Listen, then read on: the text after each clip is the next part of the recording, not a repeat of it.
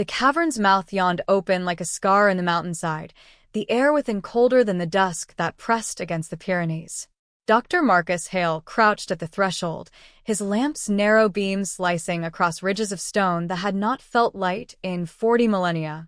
He steadied his breath, though excitement pulsed beneath his ribs. This was not just another dig site. It was the chance to rewrite human history, and he would be the one whose name adorned the footnotes of every textbook to come. Behind him, Ethan cross-tightened the straps of a heavy pack and muttered something under his breath. Marcus didn't ask what. Ethan had been a soldier once, the kind who carried scars invisible to the eye, and though Marcus valued his muscle and steadiness, he had little patience for his skepticism. Anthropological glory demanded faith in the dirt, not doubt. "You'll want to pace yourself," said Professor Alan Richter as he climbed carefully from the slope below, his spectacles fogging in the evening chill. Though nearing 60, Alan moved with a measured grace, each step deliberate. He was the ballast of their small expedition, linguist, geneticist, and the one man whose voice could rein Marcus in when his ambitions pressed too far. "I'll pace myself once we see what's waiting inside," Marcus replied, standing and tugging his lamp higher. The beam struck deeper into the cave, illuminating a path littered with bones of small animals fractured long ago. He felt a shiver that was not entirely from the cold.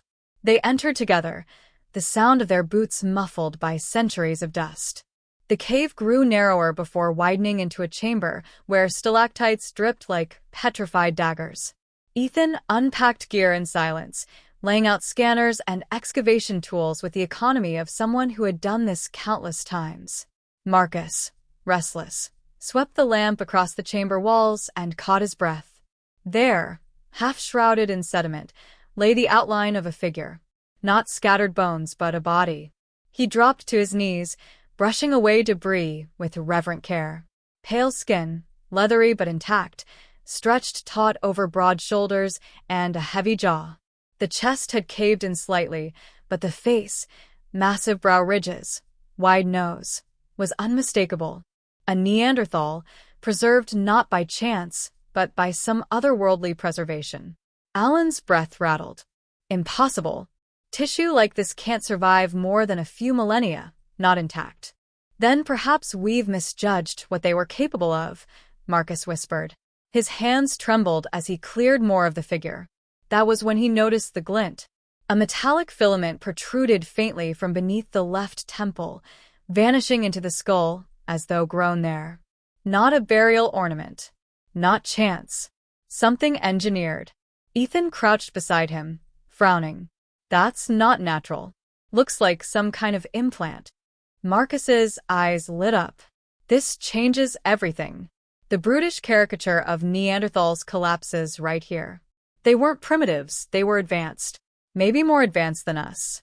Alan knelt slowly, his fingertips hovering just above the metal. "We'll need to test it. Carefully. If this is genuine, the entire field will fracture. Every timeline, every theory." His voice trailed off, equal parts awe and dread. Ethan's gaze remained fixed on the corpse. His instincts, honed in darker places, told him something was wrong. The air around the body felt charged, a whisper of static crawling across the skin. "We shouldn't be here," he muttered. "Not like this. You dig something up, you risk waking it." Marcus shot him a sharp look. "It's dead, Cross. And even if it weren't, do you realize what this discovery means? Recognition, funding, immortality. My name etched in history. Our names," Alan corrected softly. "Names don't matter if the ground swallows us," Ethan said. He checked the chamber again, lamp raised high, as though expecting shadows to move. Whatever this is, it wasn't meant to be found. Marcus ignored him. He couldn't tear his gaze from the Neanderthal's face. The lines were weathered, yet there was a dignity in them, a quiet defiance against time itself. This was no artifact. It was a challenge, a locked door waiting for someone bold enough to turn the key. Alan finally placed his hand on Marcus's shoulder. "We need to proceed with caution. Document everything before moving it. The scientific community will need irrefutable evidence." Yes, Marcus said, though his eyes glowed with impatience. But make no mistake, this is the find of a century. Perhaps the millennium. A silence settled between them, heavy as the stone above their heads. In that silence, Ethan thought he heard a faint hum, low, almost imperceptible, as though the very bones of the earth were vibrating. He clenched his jaw, but said nothing. The others would dismiss it as nerves. Still, he could not shake the feeling that the figure was not a relic of the past, but a sentinel. When they finally set camp near the chamber's entrance, Marcus busied himself drafting notes, every word laced with hunger. Alan pored over sketches of the implant, mind racing through theories that stretched beyond accepted science. Ethan sat apart, sharpening a knife he didn't need, eyes fixed on the darkness within the cave. The mountain wind howled outside, carrying the weight of centuries. Within the chamber, the body remained untouched, yet its presence filled every breath. Marcus dreamed of accolades. Alan dreamed of answers. Ethan, sleepless, dreamed of something else entirely, the slow opening of eyes that should never see again. The first night ended not with relief, but with questions that multiplied in the shadows. Somewhere beyond the range of their lamps, the cave seemed to exhale, as though remembering them. And though none of them spoke it aloud, each man knew the truth. They had crossed a threshold, and there would be no return to the world as it was. The following morning, the chamber seemed altered, as though the night had stretched the shadows into sharper edges. Marcus Hale was the first to rise, restless from fevered dreams, his mind ablaze with the possibilities of the discovery. He returned to the preserved body before the others stirred, setting up scanners with the precision of a surgeon. The lamp's glow revealed the metallic thread again, glistening like a nerve that had no business existing in bone thousands of years old. Alan Richter joined him soon after, hair disheveled, notebooks clutched close. His spectacles slid low on his nose as he peered at the strange implant. "I barely slept," he admitted, kneeling beside Marcus. "The structure of it reminds me less of jewelry or ritual and more of circuitry. If this is what it appears, then Neanderthals weren't only our cousins. They were builders of technology." Marcus allowed himself a smile. "Finally, confirmation of what I've suspected for years. The image of Neanderthals as primitive cave dwellers was always wrong. We've underestimated them, and by extension ourselves." Ethan Cross appeared from the shadows, arms folded. He had been awake long before the others, watching the cave's silence with the unease of a soldier who could never stop assessing threats. "What you're calling confirmation looks a lot like tampering," he said. His eyes flicked toward the body, then back to Marcus. "You don't know what you're poking at." Marcus bristled. "Caution breeds mediocrity. If humanity had your attitude, we'd still be huddled around fires." Ethan didn't rise to the bait, though his jaw tightened. He moved closer, crouching so his gaze was level with the Neanderthal's massive brow. "Doesn't feel like a corpse. Feels like it's listening." Alan glanced up sharply. "Listening. Call it instinct," Ethan muttered. He shook his head and rose again, unwilling to elaborate. Some things couldn't be translated into the language of data and theory. Marcus was already lost in the machinery. He calibrated the portable sequencer, drawing a sample from the leathery flesh of the preserved arm. The computer hummed as strands of DNA unfolded into patterns on the screen. At first, the sequence matched expectations. Neanderthal genome, distinct but familiar. Then anomalies surfaced, segments unrecognizable, dense clusters of information that glowed like encrypted code. Alan leaned closer, his hand tightening on the edge of the table. That shouldn't be possible. These strands look engineered. Not natural evolution. Designed. Marcus's grin widened. Designed by whom? By them. They weren't just like us. They were ahead of us. Before Alan could respond, the body twitched. A minute spasm, barely visible, but enough to freeze all three men in place. Ethan's hand shot to the knife at his belt. Marcus, transfixed, leaned forward instead of back. The chest rose. A shallow, rasping breath pushed air that smelled of earth and time. The eyes, clouded at first, then sharpening, opened with sudden awareness. Alan stumbled backward, muttering, "No, impossible." The Neanderthal's gaze swept across the chamber, settling on Marcus with a weight that made him forget to breathe. Slowly, with deliberate strength, the figure pushed itself upright, dust cascading from its shoulders. The metallic implant pulsed faintly, as if synchronizing with the rhythm of his breath. Ethan drew his blade, stance rigid. "Stay back," he warned, though the warning felt absurd against a man pulled from prehistory. The Neanderthal's mouth moved. At first, only guttural sounds emerged, deep vibrations resonating through the cavern walls. Then, haltingly, words formed, strange, archaic, but unmistakably language. Alan, recovering his composure, caught fragments. Proto-Indo-European roots, reshaped by unfamiliar inflections. Alan stepped forward, heart pounding. "He's trying to speak." "Give me a moment." He fumbled with his notes, recalling half-reconstructed syllables of ancient tongues. Carefully, he replied with a phrase cobbled from guesses, an attempt at greeting. The Neanderthal, Kale, as he later identified himself, tilted his head, eyes narrowing with recognition. His reply was clearer this time, a bridge between eras. Alan repeated, adjusted, and soon the barest semblance of conversation emerged. Through gestures and halting speech, Kale revealed fragments of truth. He was not dead. He had been placed here deliberately, in a state beyond sleep, sustained by the implant that threaded his skull. His people had chosen this fate, not as victims of extinction but as guardians of knowledge too dangerous to entrust to the future. Marcus could scarcely contain his triumph. "You hear that? They weren't wiped out, they transcended. This man is the key to everything. With his help, we can leap centuries ahead in understanding. Medicine, technology, energy will remake the world." Ethan's voice cut through, cold and hard. "Or burn it down faster. You're talking about using something you don't understand." Kale's eyes fixed on Ethan then, and in them was something unsettling, recognition. He murmured a word Alan translated loosely as warrior. Then another that chilled the air, reckoning. Alan struggled to keep pace, translating in broken phrases. "He says they saw where our kind was heading. They left warnings in stone, in blood, in silence. He was meant to wake only when humanity was ready." "Ready?" Marcus scoffed. "We're beyond ready. We've conquered the atom, walked on the moon.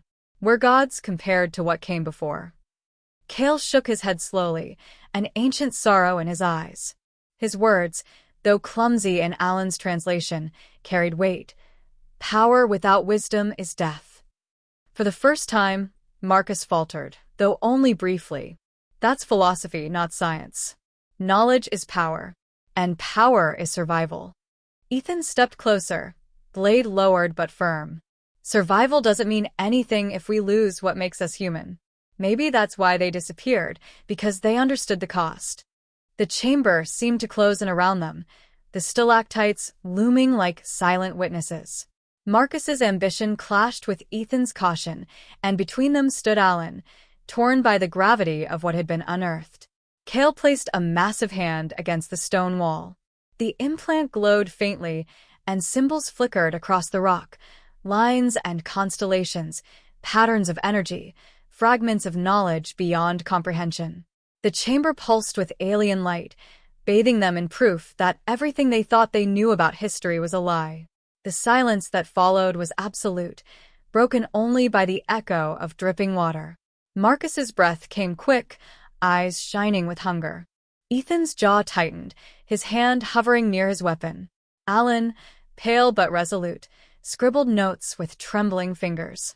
The conflict between them had crystallized. Marcus saw promise. Ethan saw peril. Alan saw responsibility. And Kale, resurrected from a forgotten age, judged them all with the patience of stone. The light faded, leaving the chamber dim once more. Kale's voice rumbled like distant thunder, and Alan translated with difficulty. "Choose well. The past watches. The future waits." No man answered. The cave seemed to hold its breath, as though it too awaited their decision. Kale's presence changed the rhythm of the cave. Where once there had been only echoes of dripping water and the shuffle of boots, now there was breath, thought, and a voice that carried across millennia. Alan Richter devoted himself to deciphering it, translating the halting words into fragments of history that fractured everything he thought he knew. He scribbled furiously, though his hand shook whenever Cale's gaze fell on him, heavy with the weight of an age that had chosen silence. The Neanderthal spoke not like a man resurrected, but like a custodian of a secret. His words were blunt, yet each carried resonance. He described cities of stone that hummed with power, tools that shaped light, and minds disciplined enough to harness what Alan struggled to describe as controlled life itself. The implant in Cale's skull was no ornament, but a vessel, a living archive that stored more than memory. It connected to his body, his thoughts, the very stone of the cave, as though history itself had been folded into him. Marcus Hale paced like a caged animal as Alan translated, his impatience growing with every revelation. He's describing technology, systems, knowledge that could catapult us forward by centuries. Why are you treating this like myth when it's fact written in bone and metal? Alan adjusted his glasses, his voice quiet. Because knowledge without context is ruin. He speaks of catastrophe, of a choice to withdraw, to erase themselves from the stage rather than watch the fire spread. Ethan Cross leaned against the wall, arms crossed, knife always within reach. He had not spoken much, but his silence was louder than Marcus's fervor. "Sounds to me like they saw what was coming," he said finally. "And maybe they were smarter than us for walking away." Cale's eyes moved between them, his heavy features unreadable. Then he pressed his palm to the stone once more, and the chamber came alive with shifting patterns of light. Star maps unfolded in dazzling precision, constellations both familiar and alien. Lines connected the points into spirals, branching pathways, movements of entire worlds. Ethan straightened, uneasy, as though the cave itself had become a window into the heavens. Alan whispered, awe thick in his throat. "He's showing us where they looked. Other skies. Other civilizations." Marcus grinned, his ambition blazing. Proof. Proof that they weren't just advanced, but explorers. Perhaps even beyond Earth. "Do you understand what this means? Contact. Expansion. We could inherit what they left behind." Ethan's reply was flint against steel. Or inherit the same mistakes that buried them. Cale spoke again, and Alan labored to keep pace. He says they foresaw humanity. They saw in us the same hunger, the same brilliance, and the same danger. So they chose to retreat, to let us rise unimpeded. He calls himself a record keeper, entombed to wake only when the signs were right. Alan hesitated, eyes flicking toward Marcus. And he says he is not yet convinced the signs are right. The words cut through the chamber like a blade. Marcus's expression twisted with fury. Not convinced? After all this, after surviving longer than any man should dream, he doubts us? Doubts me? Ethan pushed off the wall, stepping between them. "He doesn't doubt you. He sees you." That's the problem. For a long moment, the cave pulsed with silence. Marcus's jaw tightened, but he forced himself back into the role of visionary. "Fine.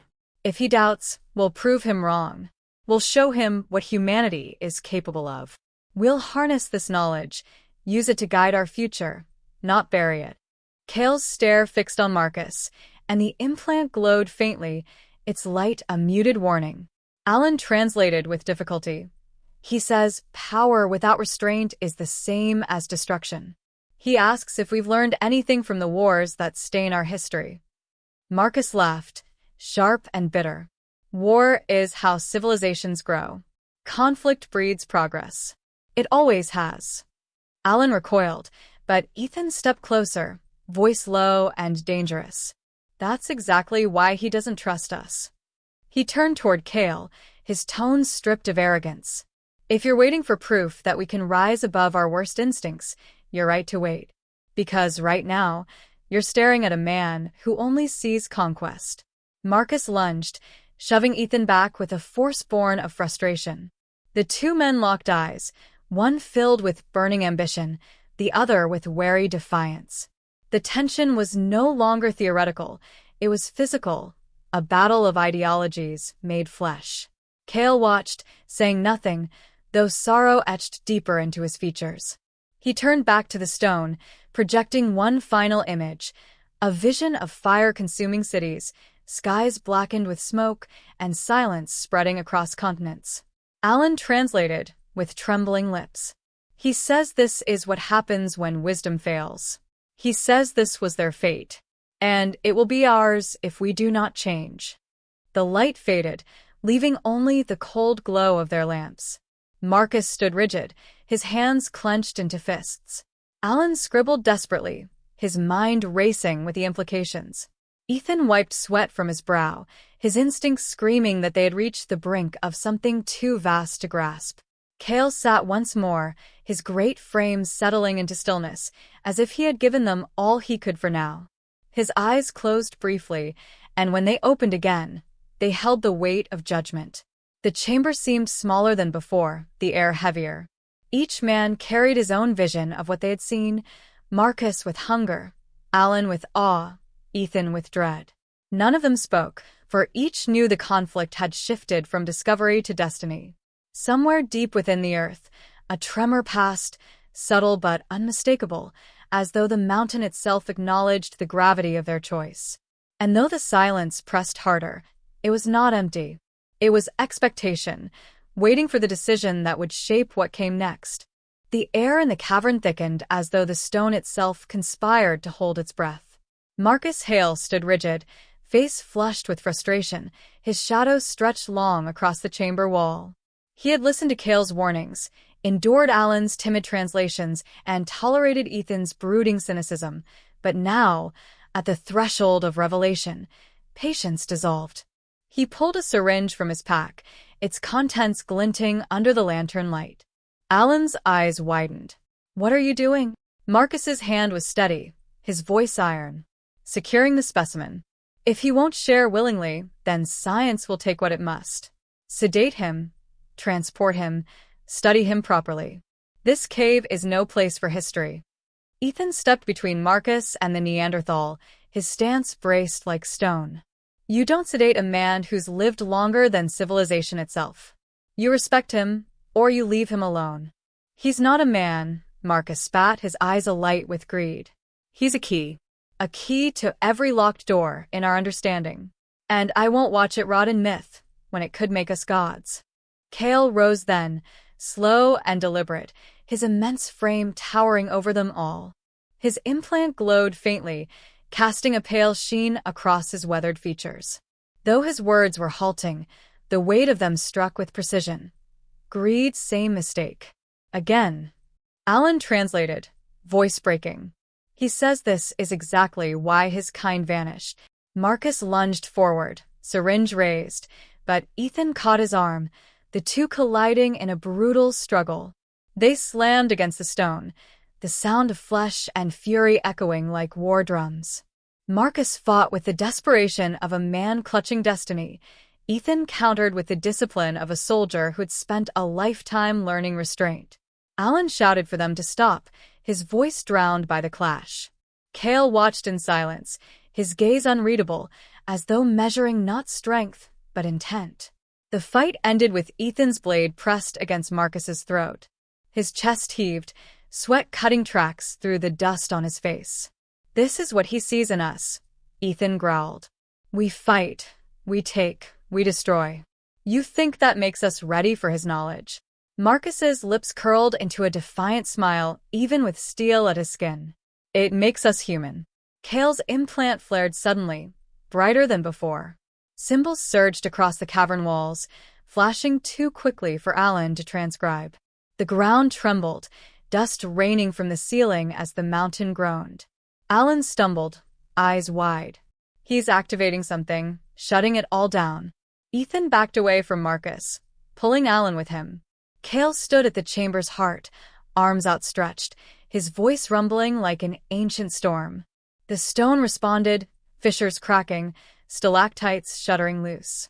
The knowledge carved into light began to collapse into nothingness, fragments erased by the very force that had preserved them. Marcus screamed above the roar, clawing toward Cale. "You can't take this from me. It belongs to us."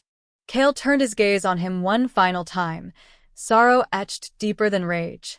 His last words were heavy, each syllable vibrating through the stone. Alan's trembling translation fell from his lips. "Not yet."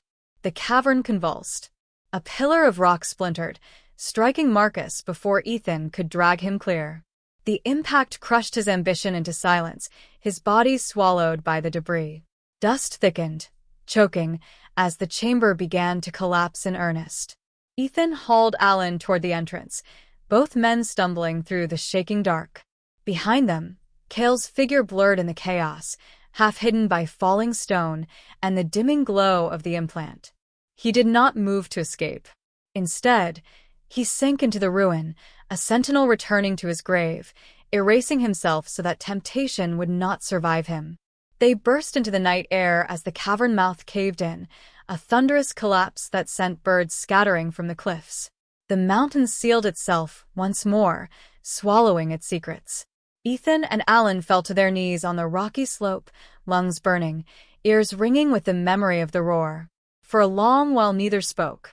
The silence outside felt deeper than the silence within, as though the earth itself had reclaimed its story. Finally, Alan removed his spectacles, wiping grime from the lenses with shaking hands. "We lost him. We lost everything." Ethan shook his head slowly. "Not everything. He showed us enough. He showed us why they chose silence. Maybe that's the lesson." Alan's eyes glistened with unspent grief. "What good is a lesson if the world never hears it?" "The world isn't ready," Ethan said, his voice low but certain. That's what he believed. And maybe he was right. They sat together under the stars, the constellations distant echoes of the ones Cale had shown them. Alan clutched his notes, pages smeared with dust and half-translations, torn between duty to knowledge and the weight of responsibility. Ethan stared into the darkened cave mouth, blade resting across his knees, knowing some doors were better left closed. Somewhere beneath them, sealed in stone, Cale's body lay hidden, or perhaps not hidden at all, but waiting. Waiting with the patience of a species that had already chosen once to step aside. The mountain breathed again, wind sweeping cold across the ridge, carrying with it the faintest suggestion that the story was not finished. Alan finally spoke, his voice barely audible. "Do you think he's gone?" Ethan's gaze did not waver. No. "He's watching. He'll know when we're ready." The night swallowed their words, leaving only the endless silence of the stars above and the certainty that history had been rewritten, not in books or monuments, but in the choice to leave some truths buried.